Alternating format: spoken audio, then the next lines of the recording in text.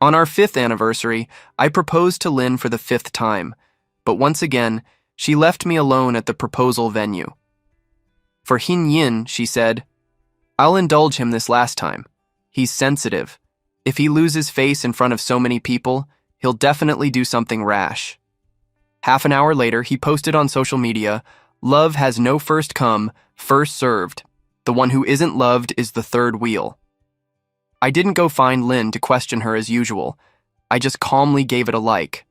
I told the system, I want to leave this world and go home. After Lynn left, I had the wedding company clean up the site and told everyone to leave. Anyway, I had no ties in this world. Everyone who came was her friend. She was the one embarrassed. When Lynn came back, I was negotiating with the system about when I could go home. She even brought the cake from the west side of the city that I liked the most. She observed my expression while saying, "You understand today's situation.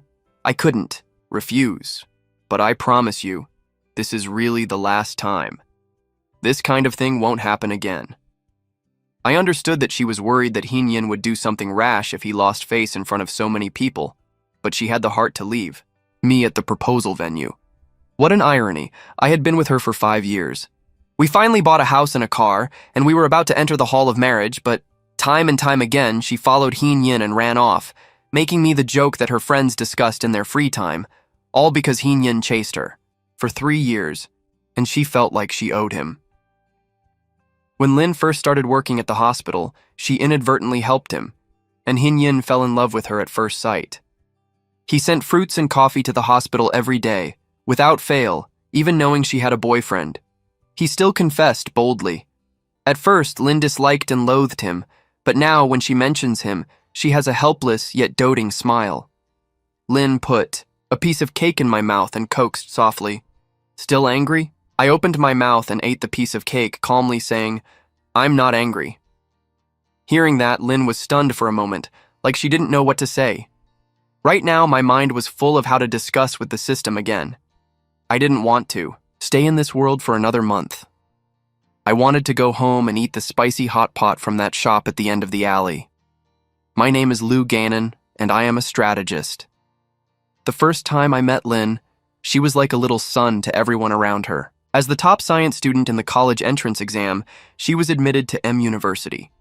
She was also very beautiful, attracting countless gazes wherever she went. So when the system told me that she was my target, I was lost, feeling like this mission was like asking me to reach for a star in the sky, but thinking that if I succeeded in the strategy, I could return to my original world and wake up healthy, I still did my best. The identity the system arranged for me was a classmate in the same year as her, but in a different major. I joined her street dance club and even took lessons outside of school. Every time the club had an activity, I would actively participate, just so she would glance at me a little more. But even when the club president said I had improved rapidly, Lynn never looked at me more than once. Later, during one of their medical school's rural outreach activities, I signed up as a volunteer to participate. At that time, there was an old lady at the top of a mountain. Lynn and another classmate went to treat her, but on the way, Lynn slipped and fell off a cliff. I, standing next to her, also fell down in an attempt to grab her. As we rolled down the mountain together, a sharp rock was about to hit her head. Careful, I used all my strength to protect her behind me, and the sharp rock ultimately hit my stomach. When the pain hit, I thought the worst outcome was that I would return to my original world and continue to be a vegetable in a coma, but saving a life was still worth it. While Lynn hugged me, waiting for rescue, she asked, trembling, "Why are you so silly? You risk your own life to save someone else." I forced myself to cheer her up, jokingly saying, "Who told me to fall in? Love with you at first sight?" She was stunned for a moment, not responding, but just told me to hang in there. At the hospital, she took care of me around the clock until I recovered and was discharged. We were friends for 3 years, until a change in our situation during our senior year, when our relationship progressed. That year, her family had a sudden accident. Her parents died, and the family's company faced bankruptcy. In order to manage the family company, she intended to give up her dream of becoming a doctor. When she came to the school to complete the withdrawal procedures, I stopped her. "Lynn, Are you willing to give up now? Lynn laughed bitterly. I'm not willing, but what else can I do? I can't let my parents' efforts go to waste. I looked at her, seriously and firmly. If you trust me, leave the company to me and you focus on being a doctor. It just so happens that I'm studying management, so I'll treat it as an internship. She stared at me blankly for a few seconds, then suddenly hugged me tightly. The tears that fell soaked my shoulder. Later, during that most difficult time, I balanced my studies while managing her company. Maybe there was a bug in the system, because I was very good at handling company affairs. Lynn's way of addressing me changed from L to Ganan and then to Inan.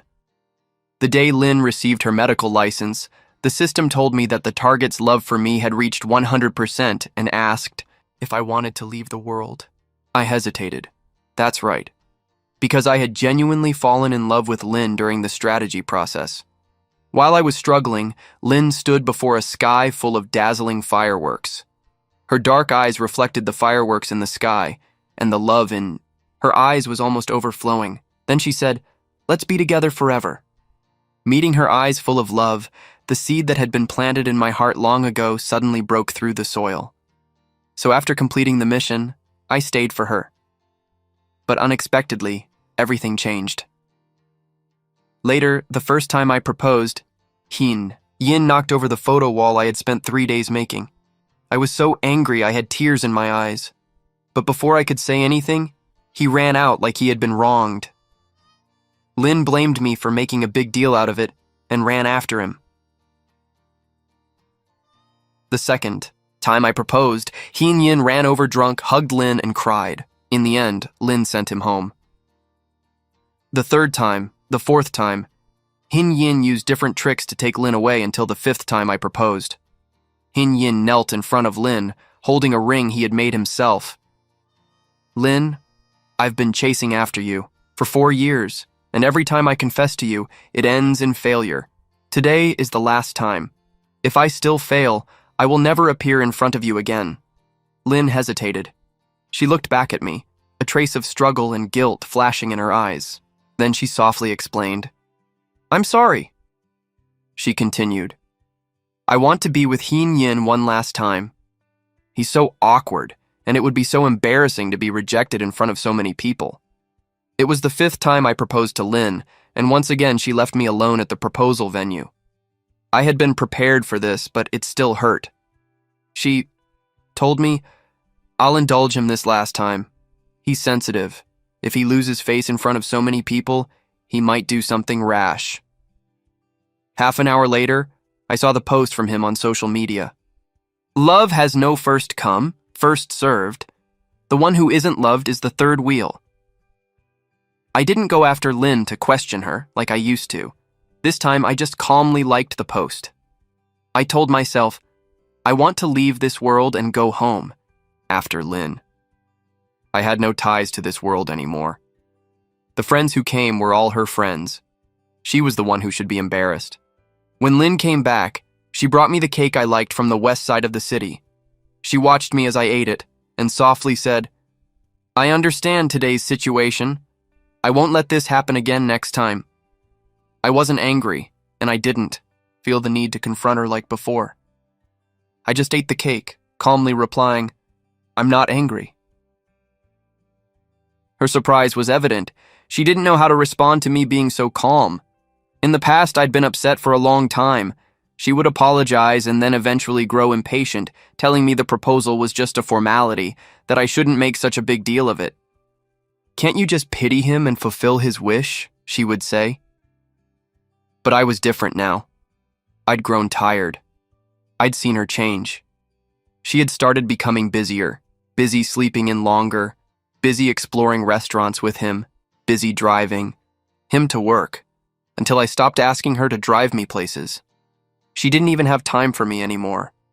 I gently set the fork down and casually said, "No need. I've already gotten my driver's license." She froze. "When did you get your driver's license?" I explained. "It was after the time I had a high fever and couldn't reach you. I wanted to go to the hospital." I could tell she was taken aback. She knew about my driving phobia, but she hadn't known that I had overcome it. I'd had to become independent after realizing how much she had drifted away from me. Ignoring the lost look on her face, I got up, threw the cake box into the trash, and went back to my room to sleep. The next evening, she cooked dinner for me, trying to make up for it. But when I sat down at the table, looking at the seafood she had prepared, I felt nothing but discomfort. She peeled a shrimp for me and put it in my bowl, saying, "Eat. I know it's your favorite." "I don't like it," I replied coldly. She looked at me with anger in her eyes, frustrated. The proposal was just a formality, and I was the one being proposed to. I didn't even mind. "Do you really need to be this petty? Can't you just be happy we're together?" Her words stung, but I calmly explained, "I'm allergic to seafood. I only ate it with you because you liked it." She was silent for a moment, remembering all the times I peeled shrimp for her. She didn't realize how much I had sacrificed for her until now. She stuttered, "But you used to eat it before," I replied flatly. So every time I ate it, I would immediately take allergy medicine. The guilt in her eyes was unmistakable. "I'm sorry, I didn't know. I was just afraid you were angry about the proposal.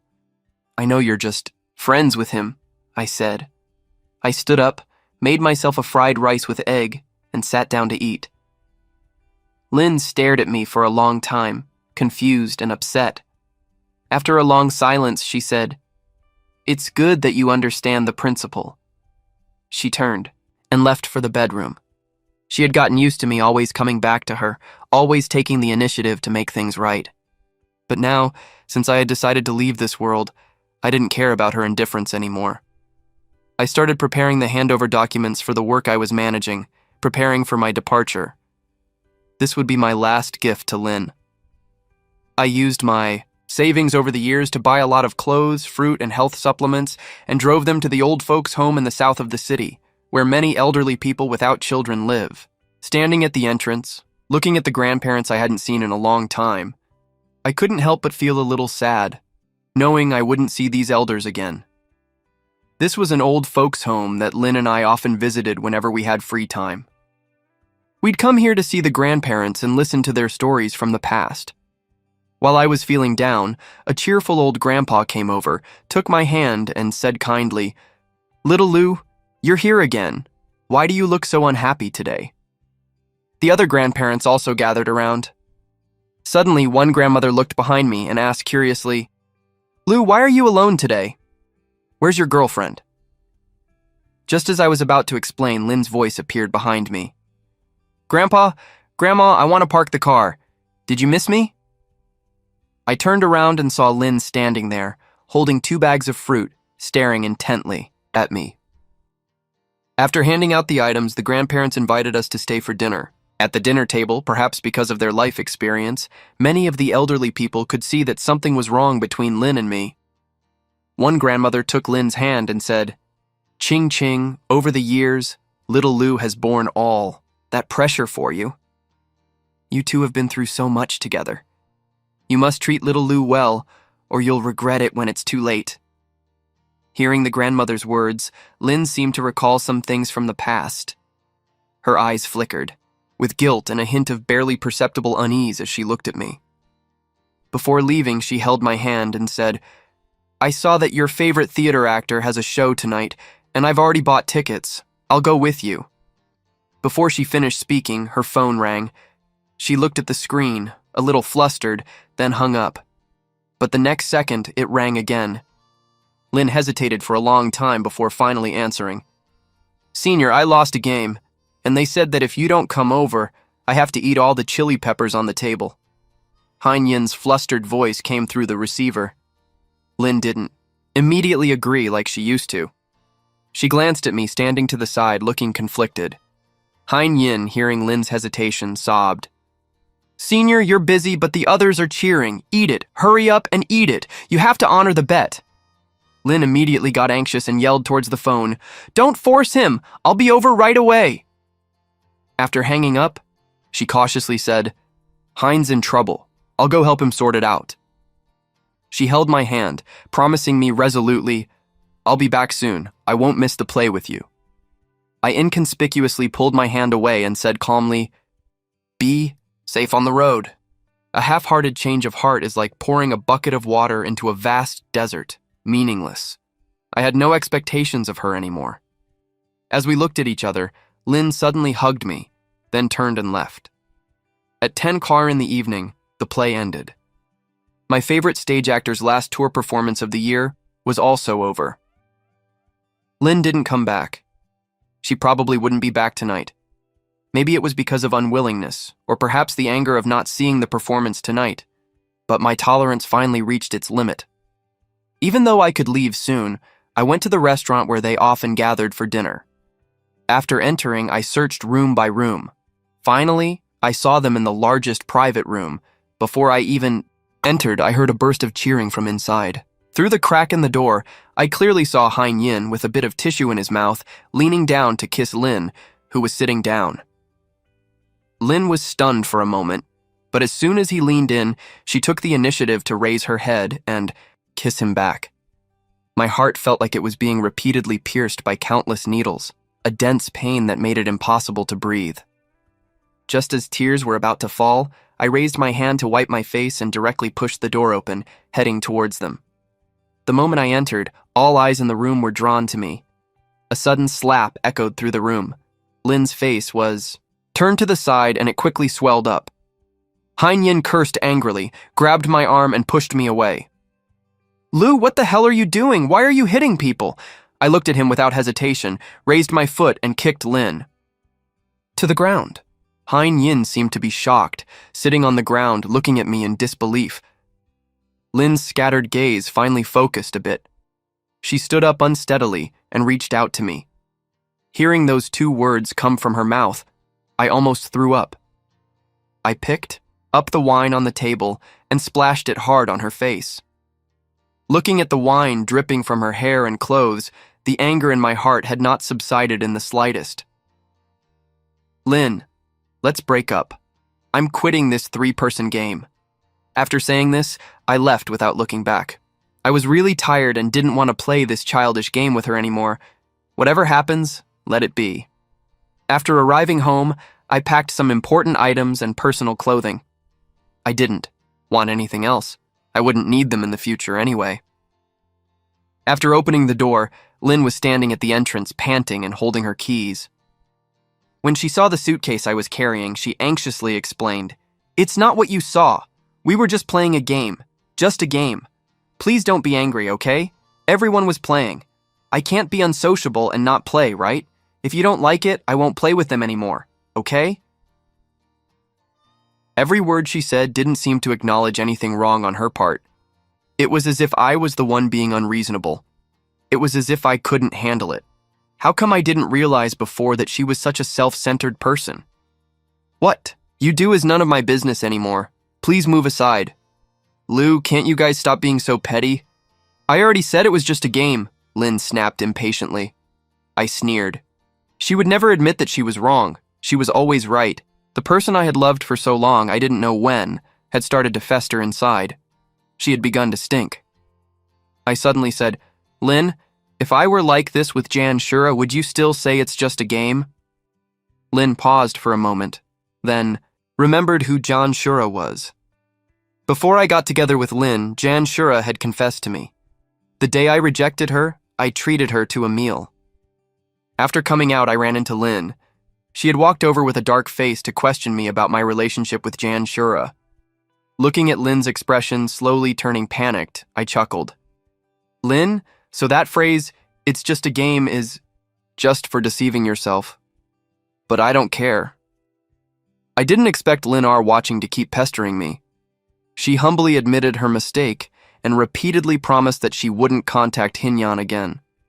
But I couldn't understand what she was thinking. She didn't love me anymore, so why was she still so tangled up in all this? She even brought up the grandparents in the nursing home, which made my anger flare up, aching all over. I had no choice but to ignore her, treating her like she was invisible. Lynn seemed almost possessed by something unclean. She brought me meals. Every day, sent flowers and gifts, always changing it up, like our positions had reversed. Now, it was her constantly messaging me, sharing her daily life, saying sweet nothings, and waiting for me to come home. No matter how late I came back, I'd see her waiting figure at the hotel entrance. I sighed helplessly. "There's no need to wait for me, you should go home," I told her, but her eyes, "How can I sleep if you're not home?" she replied. Hearing those familiar words, I suddenly remembered all those nights I had waited for her to come home, saying the same thing. "Lynn, you know how unpleasant it feels to wait, right? But you can't even stand waiting for a few days while I waited for you for years." A week later, I wanted to go travel, but I realized my passport was still at home. With no other choice, I had to go back to get it. Just as I finished getting my passport and was about to leave, Lynn R. watching returned. Seeing me going back, she thought I wasn't angry anymore and reached out to hug me, standing on her tiptoes to kiss me. I pushed her away and quickly stepped back. She lost her balance and fell to the ground. Lynn finally exploded in anger. "Have you made enough of a fuss? I really don't understand. Nothing happened between me and Hei-Ching Yin, so why do you have to break up with me? I already apologized to you humbly and promised there wouldn't be a next time. What more do you want?" The look in her eyes was full of accusation. She had always thought I was just being unreasonable. In her mind, as long as she didn't sleep with Hei-Ching Yin, it didn't count as cheating. I found it a bit ridiculous, so I actually laughed. Seeing that I wasn't speaking, she took the initiative to approach me and said softly, "Okay then, let's not fight anymore. You said you don't like the Cold War. Let's make up." I remained silent for a long time, and finally I made a request. "Okay, as long as you delete Hei-Ching Yin and don't contact him until the end of this month, I won't break up with you. The end of the month is when I'm going home. By then, whether we break up or not, it won't matter anymore." When I was negotiating with the system, I questioned why I had to wait until a month later to leave. The system said, "That day is your birthday." I was speechless. The system was turning my birthday into a death anniversary. But then I remembered my birthday 5 years ago, when Lynn insisted that I make a wish to stay together forever, never to separate until death. Now, before death, her heart had already changed. Lynn didn't hesitate at all. Right in front of me, she blocked and deleted all of Hei-Ching Yin's contact information. I also moved back home. She even took a year off work to stay home with me, all to avoid Hei-Ching Yin. She started planning a proposal, saying this time she would propose to me, guaranteeing there wouldn't be any accidents. She asked me to believe in her one more time. Lynn scheduled the proposal for the end of the month on my birthday. I guess fate had already arranged it. Everything seemed destined. The wish I made 5 years ago came true. On the day of the proposal, I carefully groomed myself and put on the suit Lynn liked most. When Lynn knelt on one knee, her eyes were full of love, just like they were under the fireworks 5 years ago. If Hei-Ching Yin had messaged me yesterday, I would have really thought today would go smoothly. But when I saw him, knife in hand, to his wrist, I wasn't surprised at all. He yelled at Lynn, breaking down, "Why? Why are you proposing to him? Do you love him that much? Can't you love me?" "Shut up." Lynn held my hand tightly, glaring coldly at Hei-Ching Yin. "Today, I am proposing to him, and I won't allow anyone to ruin it." If I could have felt her hand, the one holding mine, trembling slightly, I might have truly believed it. But Lynn was lying. Hei-Ching Yin smiled bitterly, the light in his eyes seemingly extinguished in that instant. "Okay then. I wish you happiness. I wish you both happiness. Whatever you want, I'll give it to you." He turned and walked out, dejected. It was as if he had lost all meaning in life. The knife in his hand sliced across his wrist, and a few drops of blood fell. "Hei-Ching, what are you doing?" Lynn instinctively called out to him, but Hei-Ching didn't turn back. He resolutely said, "I'm going to a place where you aren't." Then he drove away. Hei-Ching Yin seemed unaffected, continuing to face me. "Are you willing? Are you willing?"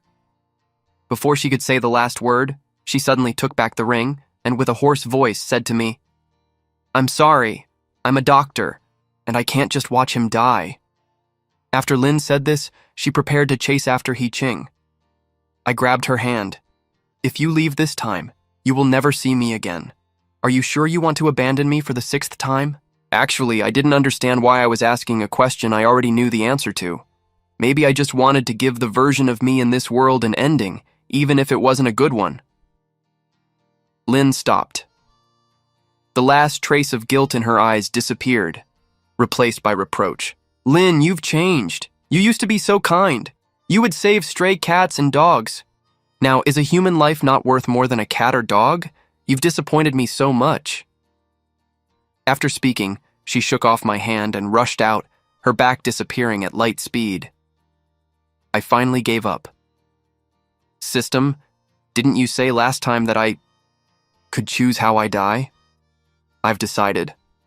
I'll die from a sudden heart attack. Lin Ruiqing is the deputy director of cardiology. I wonder what her reaction will be when she finds out about this. Just after speaking to the system, I felt my breathing become difficult. My consciousness blurred. The moment I collapsed, I heard the screams of the people around me. Then, I completely lost consciousness. When I woke up again, I was floating in the air of the hospital, watching the medical staff perform CPR on my body. I felt a bit strange. At that time, a doctor walked in with a phone. Director Lin, there's a patient with an acute myocardial infarction who needs surgery. Is it convenient for you to come back now? Lin's voice came from the receiver. I'm sorry. It's not my on-call day today, and I'm not in this city. I then realized that I had been sent to the hospital where Lin worked, just as she had finished refusing a call. The monitor in front of my bed showed a flat line. The system said, "Let's go, host. I'll take you to watch a show." The next moment, I saw He Ching cupping Lin's face and kissing her. I felt more anger than ever. That scumbag woman, she's truly hopeless. The system added, "Host, just endure a little longer. I can take you home soon." After they finished kissing, Lin told He Ching to wait obediently and then rushed back to the proposal site to find me. On her way, she suddenly felt a great panic in her heart, as if something important was about to leave her.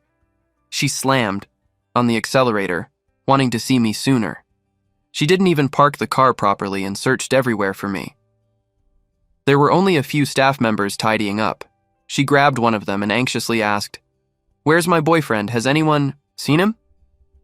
The staff member was about to say something when Lin's phone rang. She visibly breathed a sigh of relief and immediately answered it. But the next second, she froze. It was a call from the hospital. "Hello, is this Miss Lin?" "This is Central City Hospital." The voice on the other end continued. Her hand gripped the phone, trembling with force, her knuckles turning white. "Yes, it is.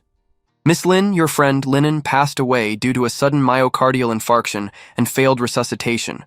Since you were listed as his emergency contact, we ask you to handle his funeral arrangements." Lin stared at the staff member, muttering to herself, "How is that possible?"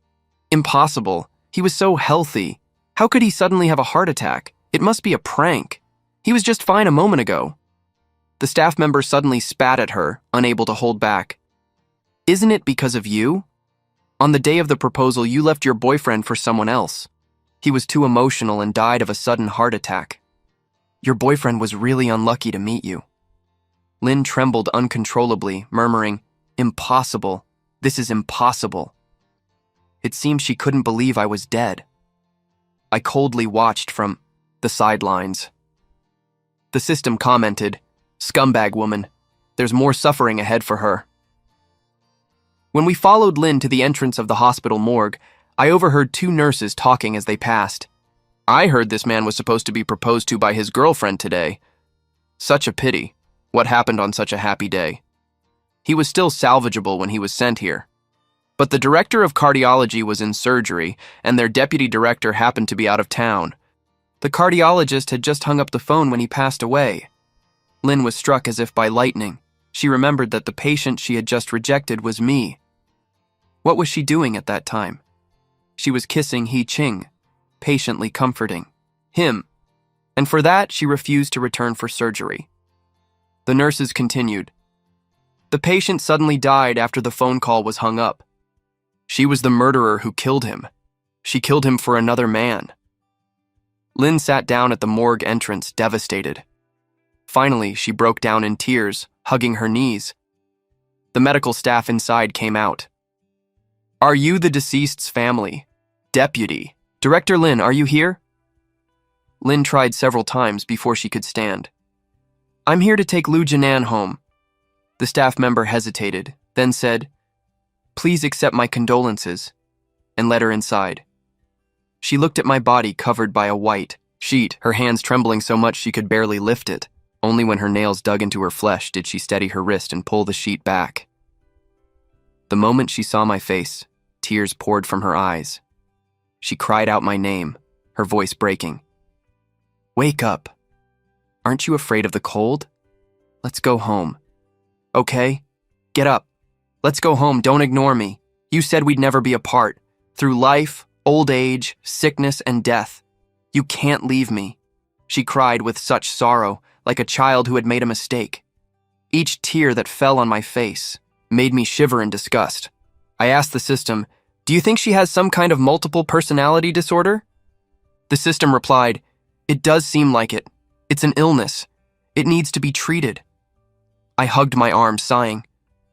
When can I finally escape from this world? The system comforted me. "Soon, host. Soon you'll be able to go back. The day she gets your urn." The day Lynn came to collect my ashes, it started to rain outside. She hugged the urn and wept in the rain. "I love you. I'm sorry. It's all my fault. I love you. Please come back. I can't live without you." I covered my ears and ran into the portal the system had opened for me. The system said, "Goodbye, host. I wish you peace and prosperity." I really liked the gift, the lottery ticket. I looked at it and smiled. With the money, all the suffering I'd endured felt insignificant. The system then said, "By the way, Lynn committed suicide holding your urn." I immediately stopped the system. I don't want to hear about her. Whether she lives or dies, it has nothing to do with me. The system laughed. "Okay, host. This is really goodbye. Wishing you peace and prosperity." I looked at the lottery ticket in my hand, and in that moment, I felt content. Money and good health. What more could I ask for? Life was finally looking up. Good days are ahead.